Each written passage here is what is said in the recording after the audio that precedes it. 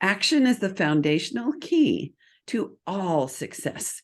And that's by Picasso.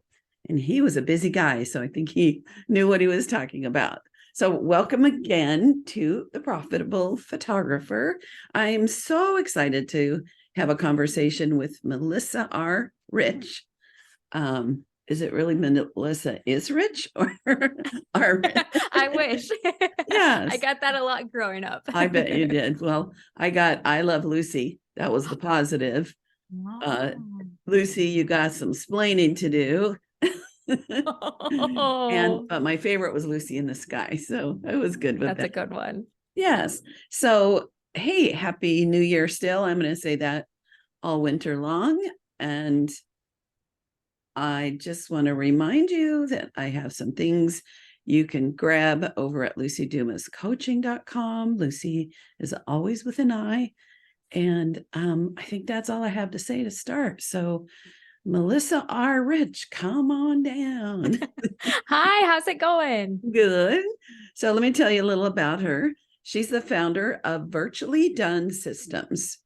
It's a business dedicated to all things systems and workflows for people like us, creative small business owners.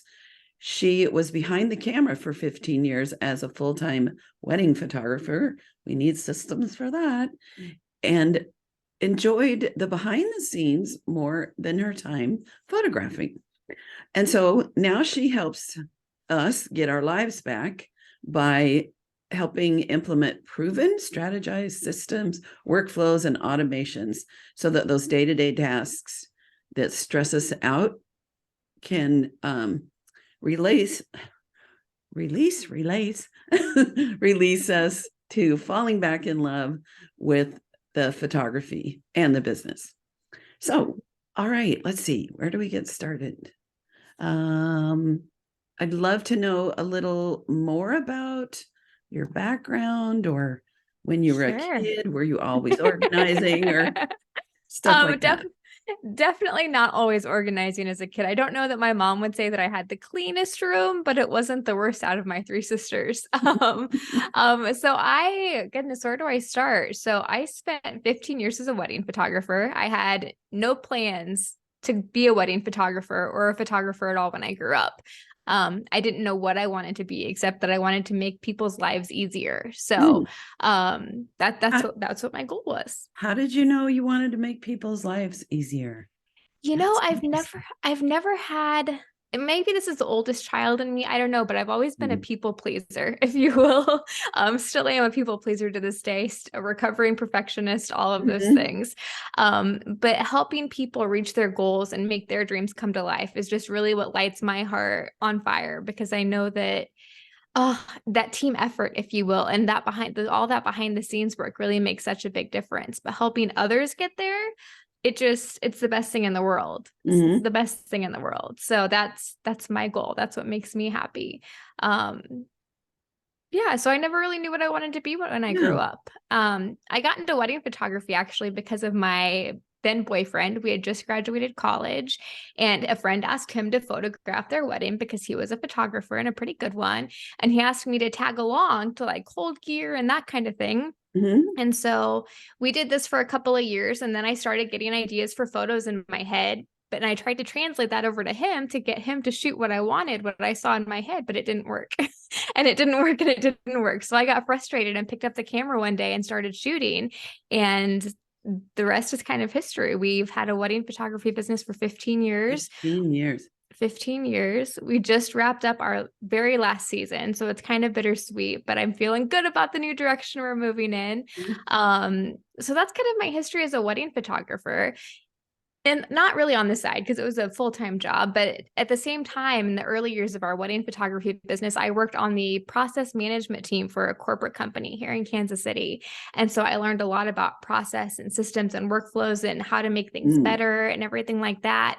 And so my business now, Virtually Done Systems, is kind of the combination of two of those things that I love so much: the wedding photography, but also the behind the scenes systems and making things run smoothly and everything like that. So it's kind of been a topsy-turvy, curvy hill to get where I'm at, but I love helping creatives see their vision visions come to life because their lives have gotten easier. Yes.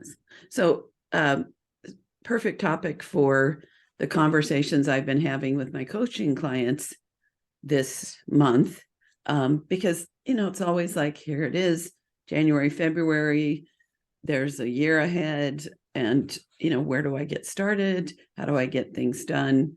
And I don't know if I've told this recently, but my second husband worked at a company called Solar Turbines, and he worked in the split ring cell. And I was like, what is that? As a production control specialist. Huh. So a turbine engine is a great big thing. And one part of it that is assembled onto it is a split ring cell. I don't know what that is. But you don't just go to the store and buy a split ring cell. You have to assemble it from all kinds of other parts.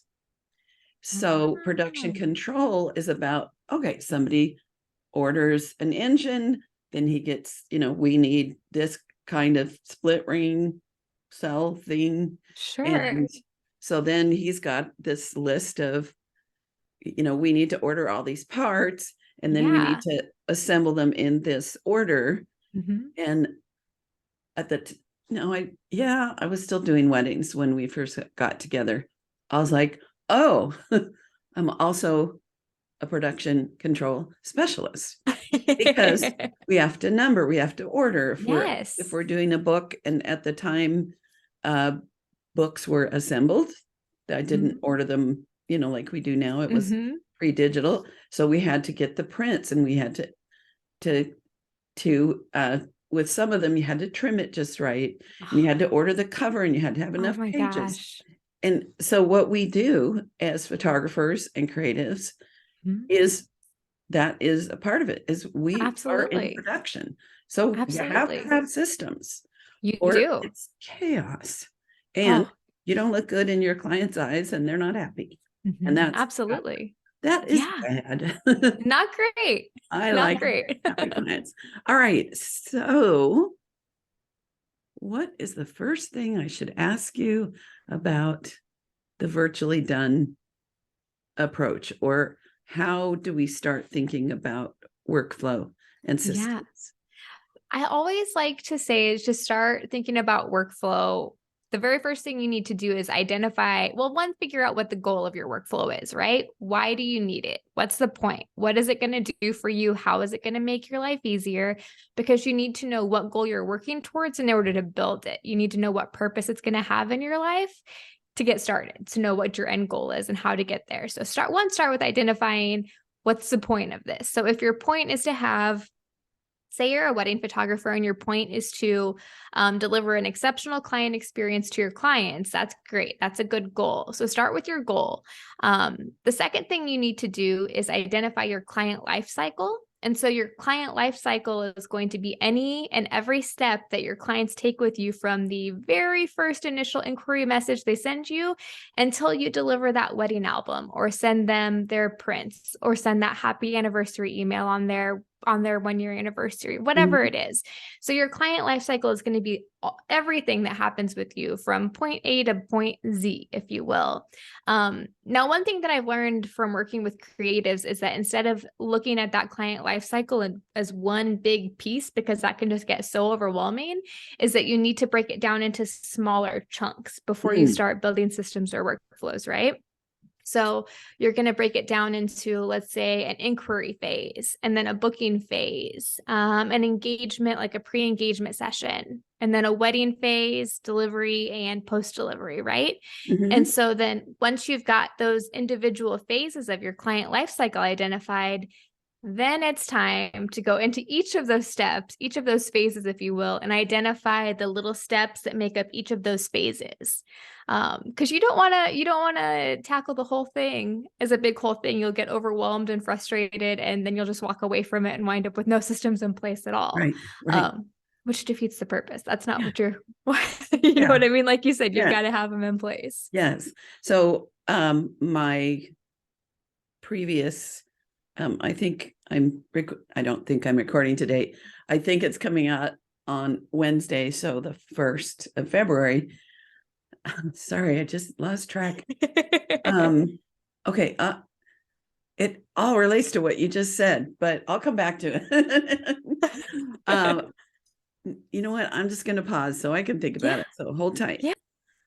Okay. I remember, if someone hasn't listened to my solo episode that was a couple of weeks ago now, when this is posting, it was about planning your year for success. But the first thing that I offered is, because that sounds so freaking overwhelming to me. Does that to you, Melissa? Is Yes. get some big goals in mind, but break it down to Mm-hmm. a quarter at a time or a month Mm-hmm. at a time. And like you said, make all those lists of those simple tasks and then calendar them out. But you might have way more guidance on how we do that. So I just want to say, yeah, if you listened before, now here's a richer version of that.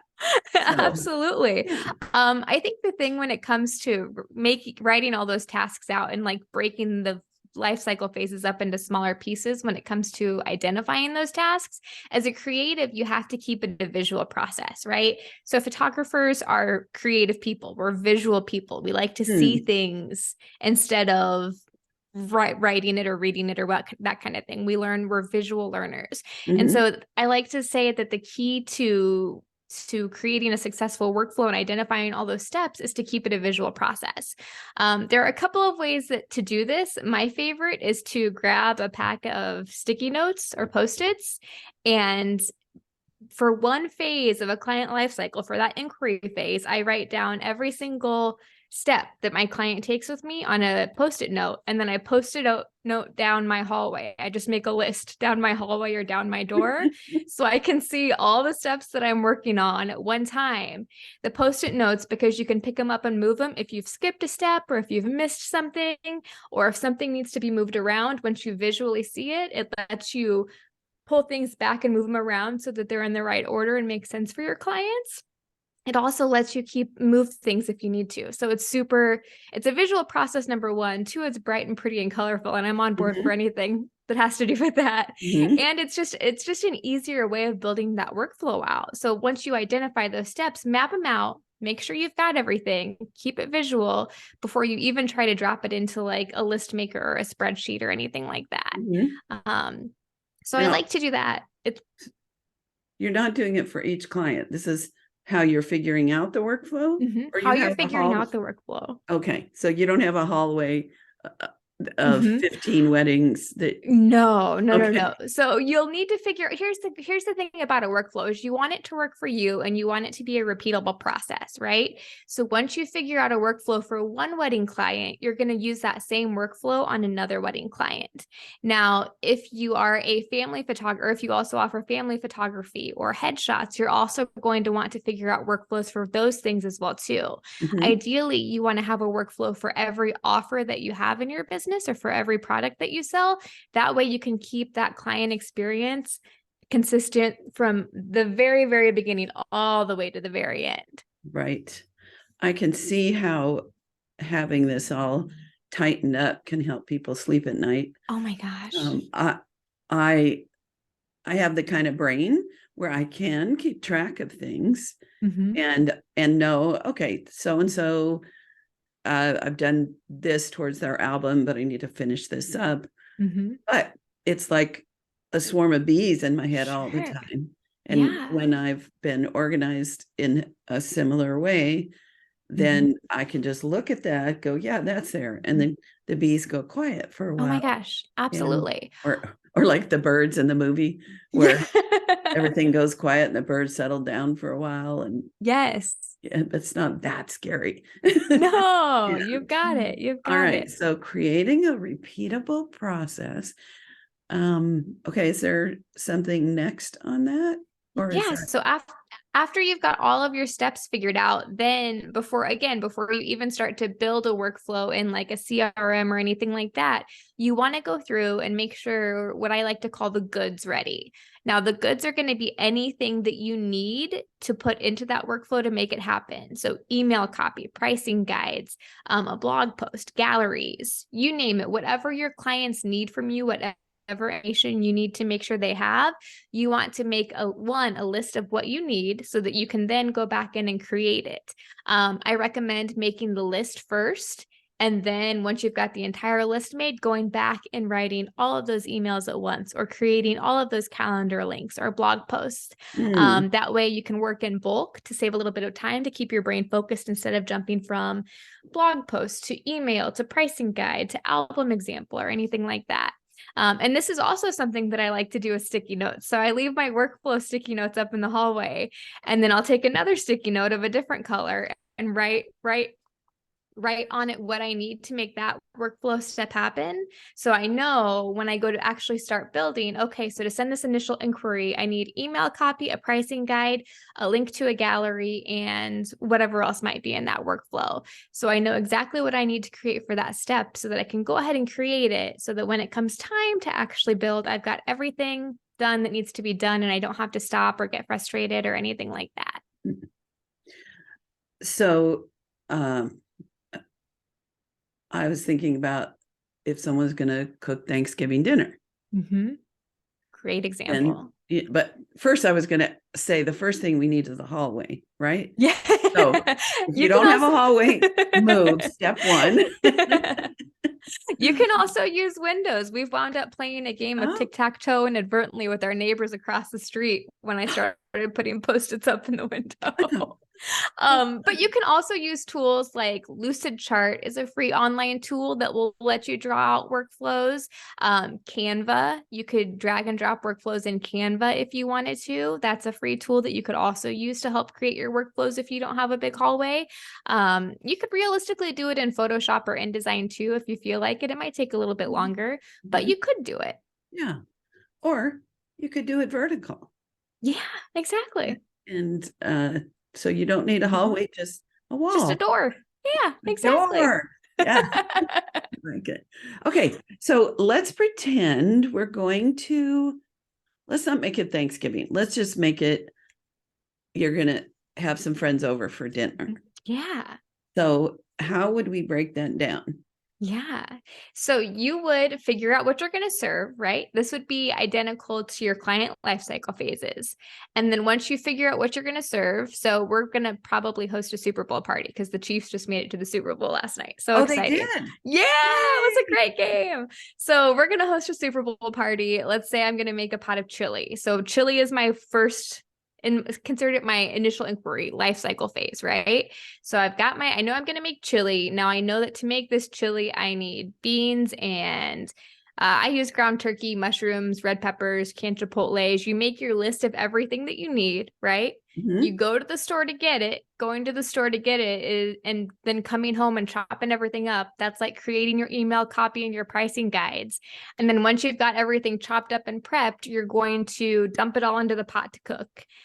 Same thing as putting it all into your CRM to build your workflow out. Those are kind of the similar steps. So you figure out what you're going to cook. You identify your client lifecycle, right? You make your list of your groceries. You make your list of content, copy, everything like that you need. You go shopping and you chop your groceries up, and then you write your emails, and then you dump it all into the pot and you put it all into your CRM. Did I match them up? Okay. Yes. But also we need a pot.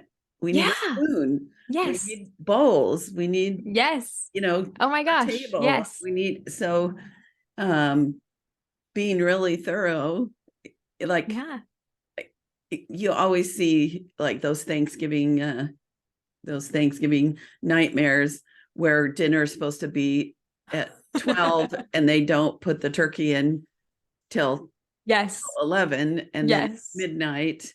And so having that, like, how long does this take to cook? You need your recipe. You do need your recipe. So yeah, I always recommend that once you've visually got your workflow mapped out to then take it and put it into, I like to put it into like a Google sheet. That way I can list it all out and I can list what the task is, what I need to accomplish it. If you have a team, it's important to know who is going to do it. If I'm going to do it, if my CRM is going to do it. So who's going to do it? When it happens. So does it happen as soon as the client inquires? Does it happen as soon as they sign their contract? Something like that. And then, okay. And then I like to also add if there is a time gap in between things. So for instance, if you get an initial inquiry, one thing that a lot of photographers forget to do is follow up with this person after you send them one email, right? You have to send those follow-ups. Sometimes people genuinely just get busy. And so after that initial inquiry goes out, let's send a follow-up email out 3 days later. So there's going to be a 3-day gap in between the two.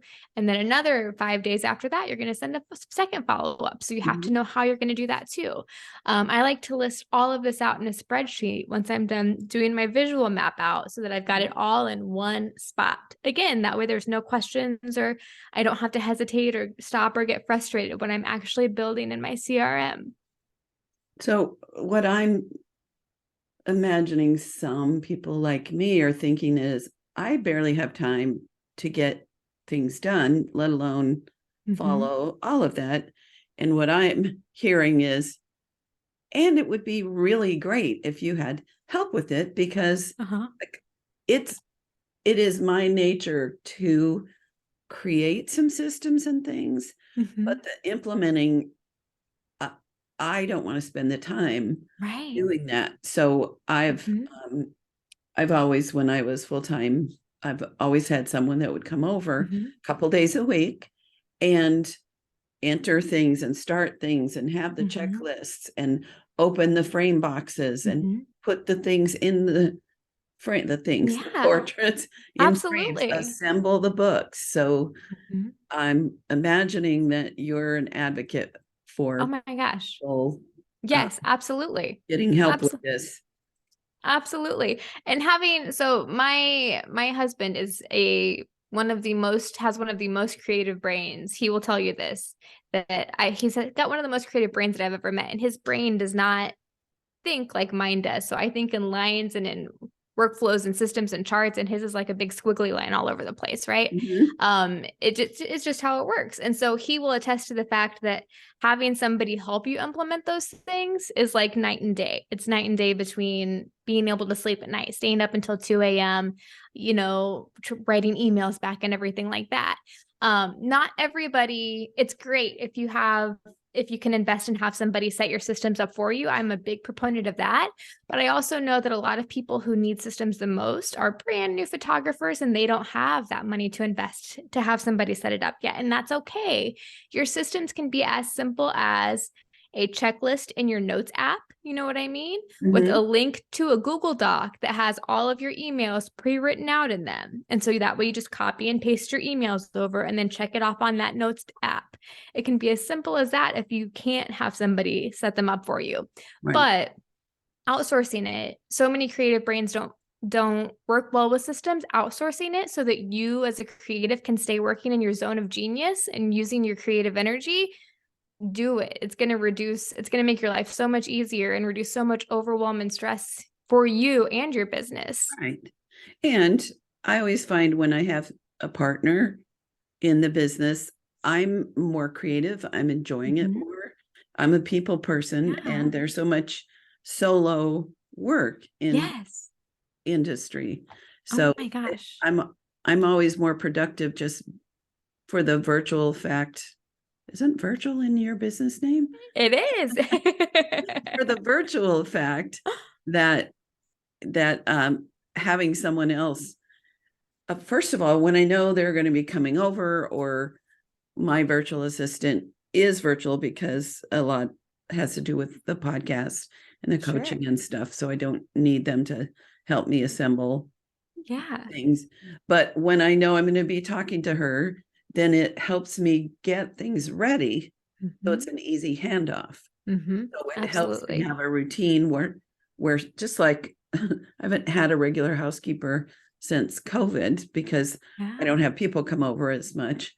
And so I don't have a system where every Monday, if my laundry's done, she'll put it away. If there's clean sheets, she'll do that. So I like that we're on the same page with that. That getting help actually makes us money. Like that's it does. It's people like, I can't afford it. What do you say to that, girl? How much is your time worth? You know what I mean? Mhm. One of the biggest struggles in our wedding photography business was a decision to outsource our editing, right? Because as creatives and as photographers, you think nobody can do what I do. Nobody can match my style. Nobody can do any of that. But when you think about the fact that you spend how much time? 30, 40, 50, depending on the wedding, 60 hours editing and culling and everything like that, it's worth the money that you would spend on an editor to get that time back in your life, because it lets you focus. One, it gets time back in your life so you can take a nap or sleep at night, or do something with your family that you haven't gotten to do. But also it's going to let you focus on what you need to be focusing on in your business, which is marketing, making money, taking more photos. Anybody can edit, you know what I mean? Anybody can call your photos, but it's a hard lesson to learn, that spending that money to outsource something that takes stress off your shoulders is it's such a relief, such a relief. Absolutely. Absolutely. I calculated for someone that is priced for profit and brings in 100,000, which leads to an income of 30 to 40,000 for most people, that your time is worth $200 to $300 an hour. Oh, easily. Right? If you're, let's say, putting in 30 hours of work a week. So we almost can't afford. You can't not afford not to. Exactly. Yeah. And honestly, and I know this is a controversial topic, but with all of the new AI editing and culling software out there, I mean, talk about working smart and not hard. I'm all for being a hard worker, but again, if there's something that you can use to make your life easier, gosh, why wouldn't you go for it? Right. Exactly. Luci, I need to pause for just a minute. Okay. Melissa had to go turn off her TV because it magically turned itself on.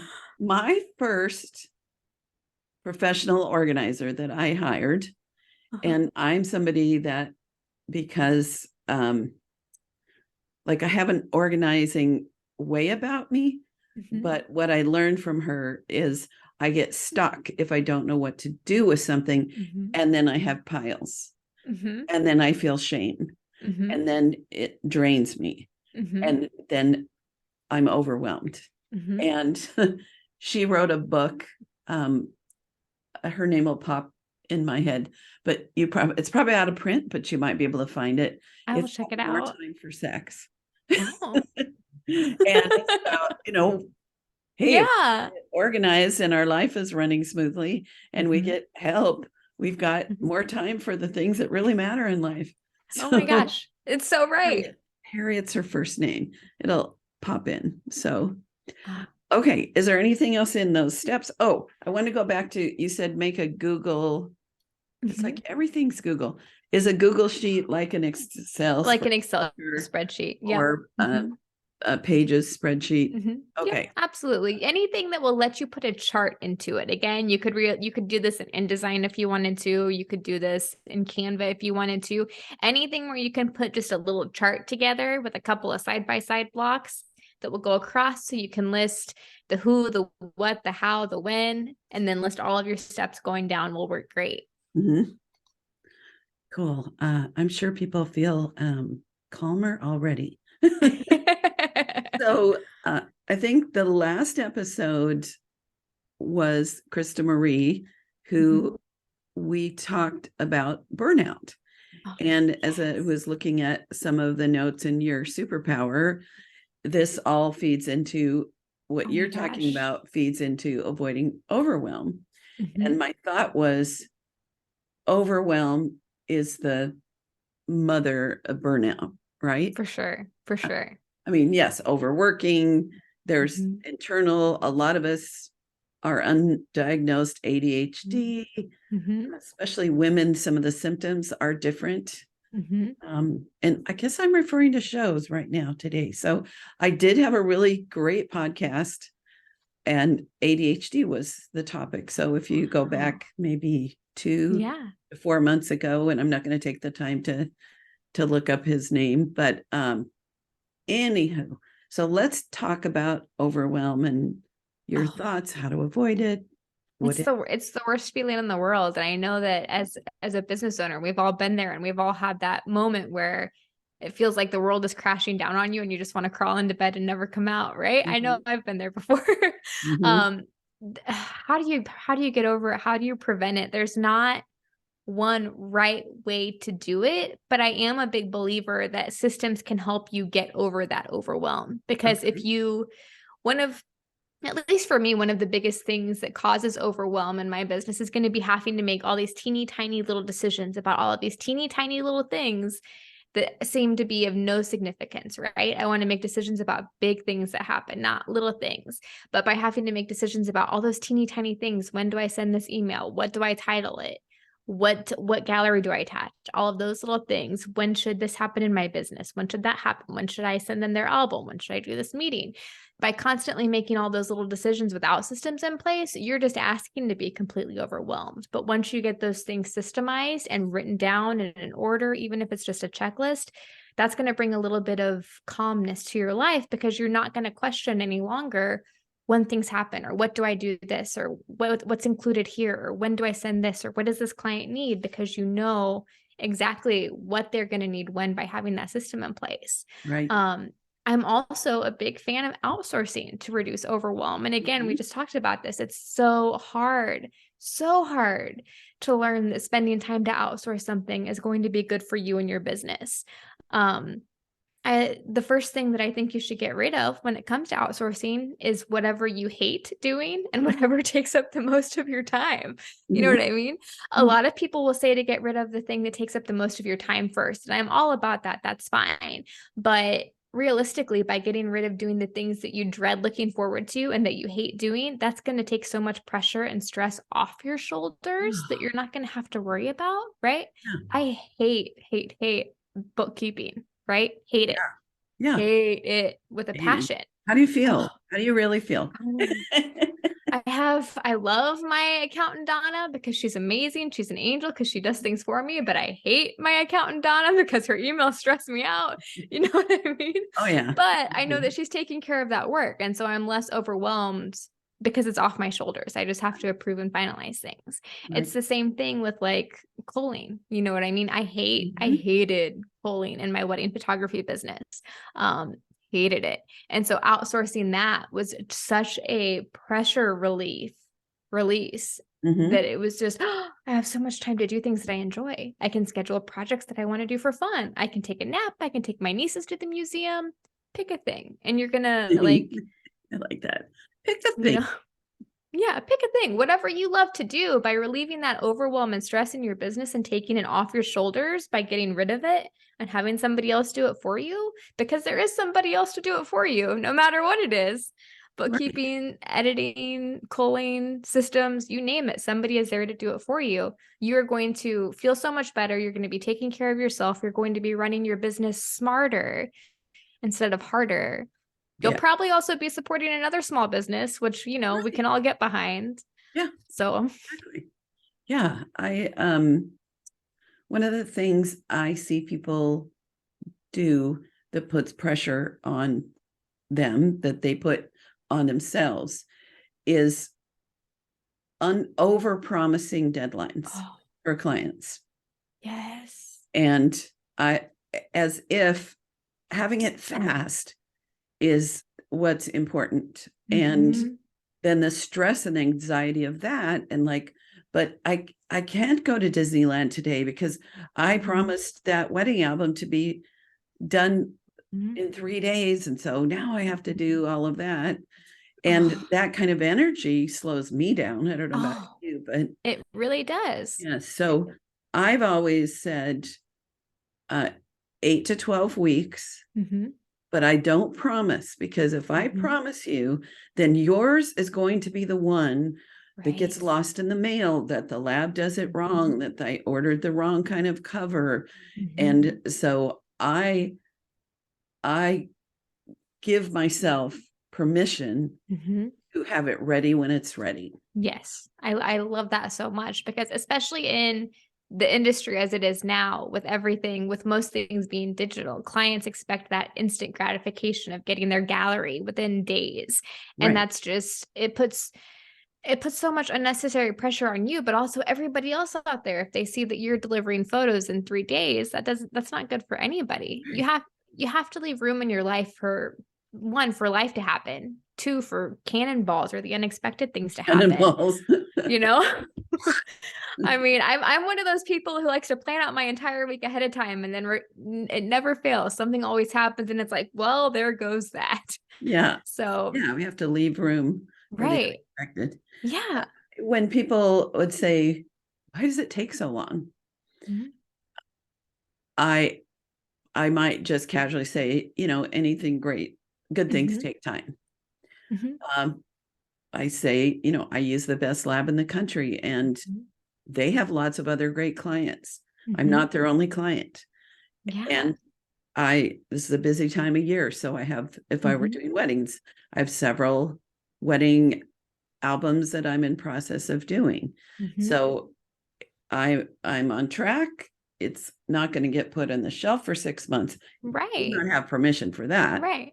But and then they're usually like, oh, okay. Mm-hmm. And then on the occasion when something needs to be rushed, then I have that ability to do that. But I'm not always living like I'm on fire. No, you have to be gentle to yourself. Yes. Yeah.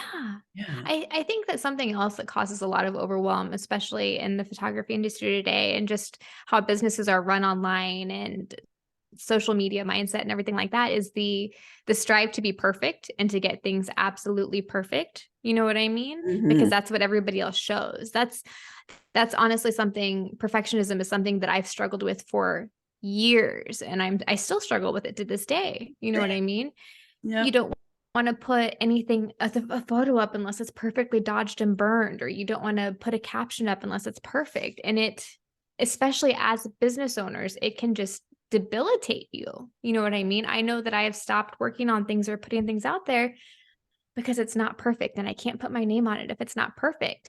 And that puts so much stress on your shoulders. One of the things that I tell myself every day, and this is thanks to my business coach, is that done is better than perfect. Yes. You know what I mean? I repeat that daily mantra every day. Done is better than perfect. It's better to have a photo that's not perfectly dodged and burned up on social media so you can engage. It's better to deliver a gallery that is good enough. Your client's not going to know the difference between good and good enough, or good enough and perfect. You know what I mean?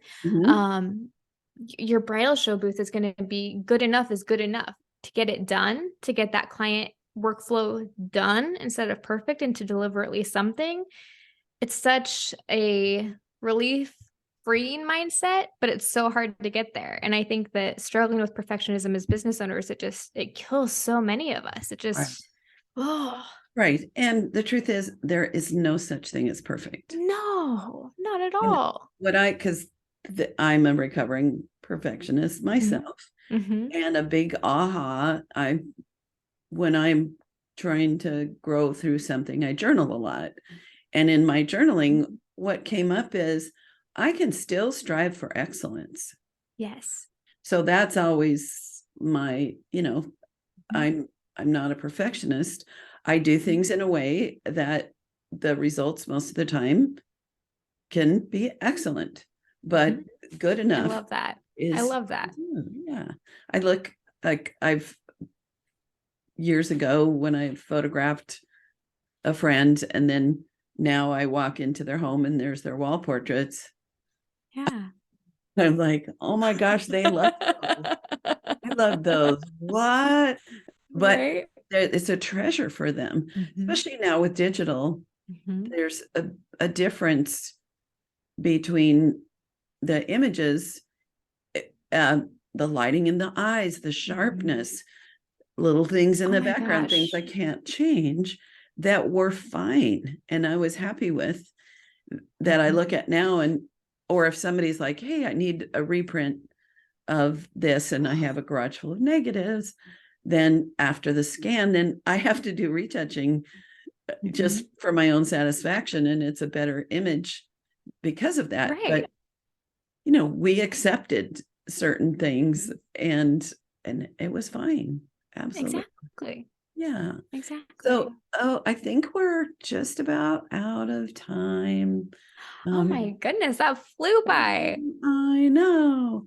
And sorry, everybody, that my light on. Oh, I'm gonna go here. So my light on my face, I didn't quite figure it out just right today. So we've had Some days are glary, tricky. we've had not. I was telling Melissa, it's so hard, with a portrait career. I'm spending time looking at everybody and critiquing the lighting and improving it and tilting. And it's so hard now between coaching and podcast that I'm seeing myself as well as my guest or my client. And yeah, it's that perfectionist vein side of me comes out. I struggle with it too, Lucy. Yeah, oh my gosh. Especially the lighting. I always want it nice. So I don't know why, but I'll have to figure it out. Anyway, I think Melissa and I would have a really fun. I think so too. If she was in town. So dang it. I think so too. I know. So 2 questions. Mhm. One is, how do we get in touch with you? / I know you have something free. So Yes. So you can find me on Facebook, Instagram, and TikTok at Virtually Done Systems. It's spelled just like it sounds. And I have my free gift for you guys is a link to my payday automation, which means that if you are not getting paid automatically, if you are still forgetting to send invoices and chasing down your clients to get paid 2 weeks after the fact, it's time to stop that. Let's get it automated because you need to get paid.